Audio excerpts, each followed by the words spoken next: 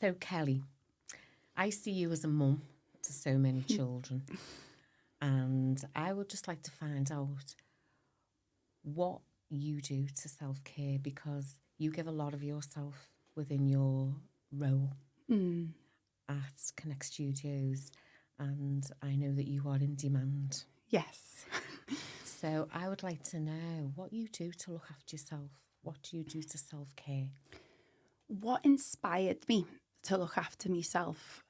I say to myself, I change through desperation, sadly not through inspiration.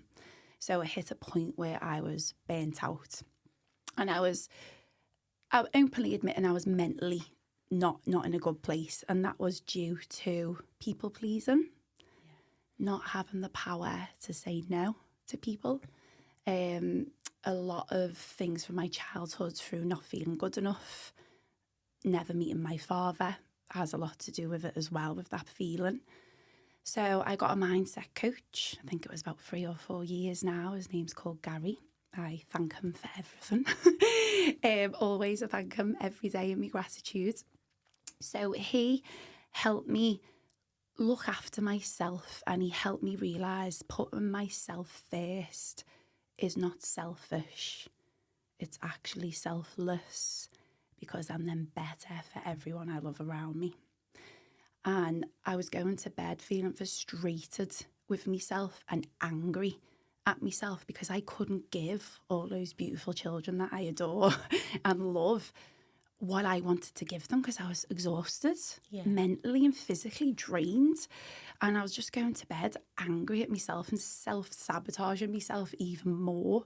So it come to a point where I was at the beach on my own in the car, and I was really contemplating life. It was that bad. I was thinking really, really low thoughts, and no one really knew how bad it was because, again, as you were saying, I didn't communicate it with anyone, and I could relate a lot to what you were saying. I was putting on that mask, but inside I was in a really low way, and I was just pretending to be okay.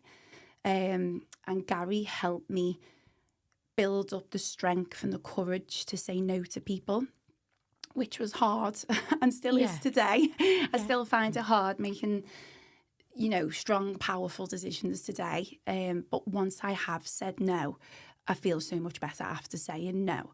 But it takes a lot of strength to get there.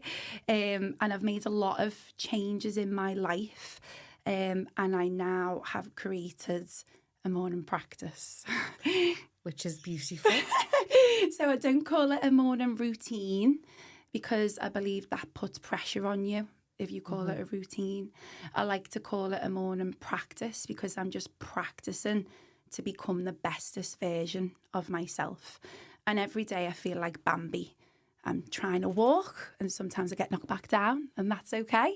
So sometimes if I wake up, I might have it in my head that I'm going to do this HIIT workout and go on this long 2-hour walk, but I wake up and I check in with myself and I say to myself, how am I feeling today?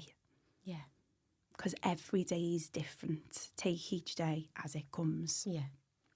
So I check in with myself. I ask myself that question. I wake up peacefully every morning. I'm very lucky with my boyfriend.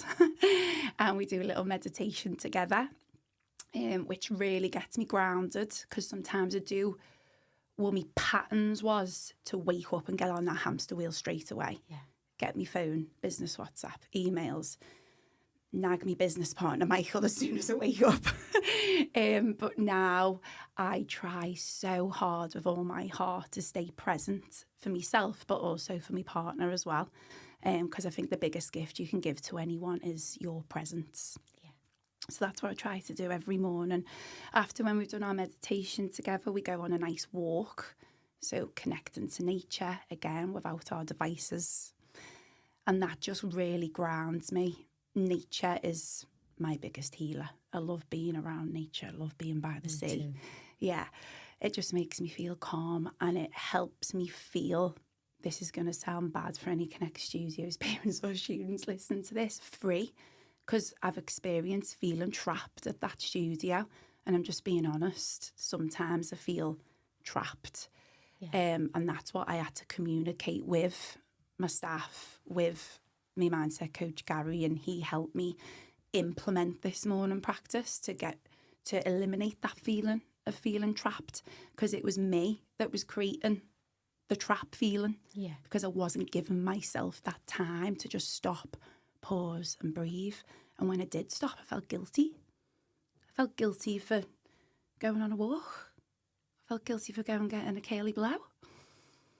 But you've worked on changing that. Yeah.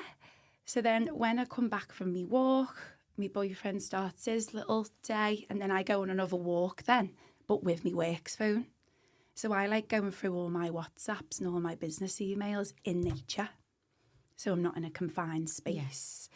And I deal with everything more calmly on a walk in nature. Because if I'm in a small space, again, I feel trapped. So as you said before, everyone's different.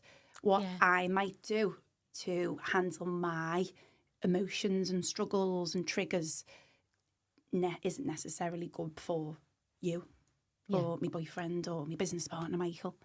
But I hope the intention of me sharing this today might inspire people to just take little snippets from it, and that might be able to help them in some way.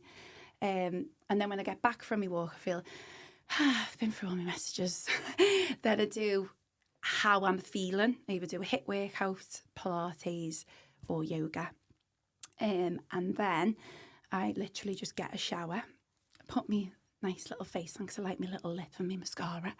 And then I get my schedule out for the day and start my day. And everyone around me who are my close peers knows I'm not contactable until after 9:30 in the morning. Sounds like you've got really healthy boundaries. Yeah, that's just my time to help me feel balanced and handle my day. Because as you said, I take on a lot of people's, I don't really know how to describe it. I don't want to say problems, but I help them deal with their problems. You give of yourself. Yeah, if that's the correct way of putting it. So I think that's how I top up my self-care, or as you said, self-wellness bank account. Yeah. Yeah. Sounds amazing. Yeah, that's my answer for you, Paula. Thank you. Thanks, Kelly. Yeah.